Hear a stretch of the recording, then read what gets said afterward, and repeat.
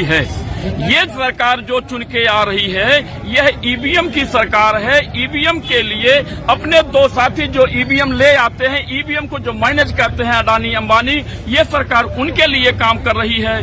जनता के लिए, गरीब के लिए, किसान के लिए, मजदूर के लिए, किसी भी व्यक्ति, छात्र के लिए, किसी के लिए कोई काम नहीं कर रही है। ईवीएम में इस तरीके की धोखाधड़ी हो रही है। ईवीएम हैक किया जा रहा है। ईवीएम का चुनाव निष्पक्ष चुनाव नहीं है। हम लोग चाहते हैं कि ईवीएम हटा के बैलेट पेपर से चुनाव कराया जाए। ये सरकार कहती है कि ग्राम सभा की जमीन पे अगर कोई गरीब बसा है, कोई व्यक्ति बसा है, उसको व्यवस्था करके तब हटाया जाए। लेकिन आप देखे होंगे लखनऊ में 140 घर लोगों को हटा दिया गया, उसके लिए कोई व्यवस्था नहीं की गई है। इस तरीके से जो इनकी व्यवस्था है, यह ईवीएम अगर नहीं हटा तो निश्चित है कि संविधान खतरे में है, लोकतंत्र खतरे में है, देश खतरे में है। बात कर रहा हूं, इसके बाद अगर जरूरत पड़ी तो अधिवक्ता समाज, पूरे देश के लोग धरने पे भी बैठेंगे, आंदोलन करेंगे, सड़क पे उतरेंगे। ईवीएम के खिलाफ हम सड़क पे उतरने के लिए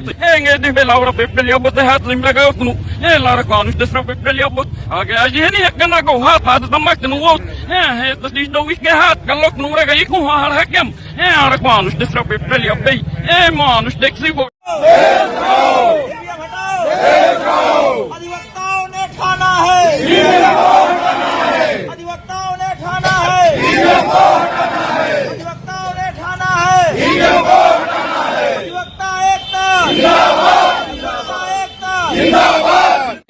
हम लोग ये जो आज ज्ञापन दे रहे हैं, देश का लोकतंत्र खतरे में है। अभी आपने देखा है कि जो देखिए, जब जनता की सरकार जनता के वोट से चुन के आती है तो निश्चित है कि वो जनता के हित के लिए काम करती है। ये सरकार जो चुन के आ रही है यह ईवीएम की सरकार है। ईवीएम के लिए अपने दो साथी जो ईवीएम ले आते हैं, ईवीएम को जो मैनेज करते हैं अडानी अंबानी, ये सरकार उनके लिए काम कर रही है। जनता के लिए, गरीब के लिए, किसान के लिए, मजदूर के लिए, किसी भी व्यक्ति, छात्र के लिए, किसी के लिए कोई काम नहीं कर रही है। इसलिए हम लोग चाहते हैं कि ईवीएम में इस तरीके की धोखाधड़ी हो रही है। ईवीएम हैक किया जा रहा है। ईवीएम का चुनाव निष्पक्ष चुनाव नहीं है। हम लोग चाहते हैं कि ईवीएम हटा के बैलेट पेपर से चुनाव कराया जाए, ताकि ये जनता की सरकार जनता की वोट से चुने, जनता के लिए काम करे। यह सरकार कतई तानाशाही तरीके से काम कर रही है। अभी आप देखे होंगे 140 सांसदों की सदस्यता समाप्त करके मनमानी तौर से काम कर रही है। उसको जरा सी डर नहीं है कि इतने सांसद इतने लोगों से चुन के जा रहे हैं, उनकी जनता क्या करेगी, क्या सोचेगी, उसके लिए जरा सा कुछ नहीं कर रही है। और ये सरकार जो है न तो गरीबों के लिए कुछ काम कर रही है। ये सरकार कहती है कि ग्राम सभा की जमीन पे अगर कोई गरीब बसा है, कोई व्यक्ति बसा है, उसको व्यवस्था करके तब हटाया जाए। लेकिन आप देखे होंगे लखनऊ में 140 घर लोगों को हटा दिया गया, उसके लिए कोई व्यवस्था नहीं की गई है। इस तरीके से जो इनकी व्यवस्था है, यह ईवीएम अगर नहीं हटा तो निश्चित है कि संविधान खतरे में है, लोकतंत्र खतरे में है, देश खतरे में है, देश के समस्त नागरिक खतरे में है। तो देश को बचाना है तो ईवीएम को हटाना है, बैलेट पेपर से चुनाव कराना है। बैलेट पेपर से चुनाव होगा, निश्चित है कि संविधान बचेगा, देश बचेगा और लोकतंत्र बचेगा।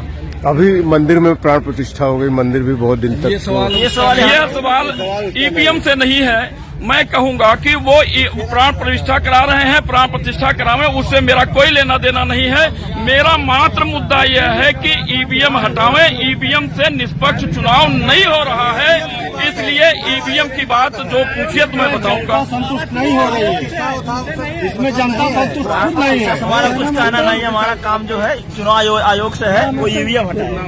मेरा नाम है बरसातू राम सरोज, एडवोकेट, पूर्व मंत्री, सिविल कोर्ट जौनपुर। अधिवक्ताओं का आह्वान हुआ है और पूरे देश के लोग, यह महमूद प्राचा साहब और भानु प्रताप सिंह सुप्रीम कोर्ट में के अधिवक्ताओं ने धरना प्रदर्शन दिया है। अगर वहां से चिंगारी उठी है, अगर ईवीएम नहीं बंद किया गया है, वीवीपैट नहीं बैन किया गया, निश्चित तौर पे आज तो यह मैं ज्ञापन दे रहा हूं और एक यह अभी शुरुआत कर रहा हूं। इसके बाद अगर जरूरत पड़ी तो अधिवक्ता समाज, पूरे देश के लोग धरने पे भी बैठेंगे, आंदोलन करेंगे, सड़क पे उतरेंगे। ईवीएम के खिलाफ हम सड़क पे उतरने के लिए तैयार। 2024 का चुनाव होने वाला है, तो उसके पहले आप ये कर रहे हैं, तो क्या उम्मीद लग रही है आपको? हम लोग यह उम्मीद कर रहे हैं कि यह 2024 के चुनाव में ये बैलेट पेपर से चुनाव कराएं। मैं कह रहा हूं कि अगर उनको लगता है कि वो जीतते हैं तो उनका मतदाता होगा न, कहीं नहीं जाएगा, तो बैलेट पेपर से चुनाव करा लें। उनको अगर मिलता है तो बैलेट पेपर वाले भी देंगे, यहाँ भी देंगे। तो लेकिन अगर देश को निष्पक्ष देखना है, देश के लिए कुछ करना है और निष्पक्ष चुनाव कराना है, निर्वाचन आयोग अपने आप को निष्पक्ष साबित करना चाहता है कि वह निष्पक्ष है, तो वो आके बैलेट पेपर पर चुनाव कराए।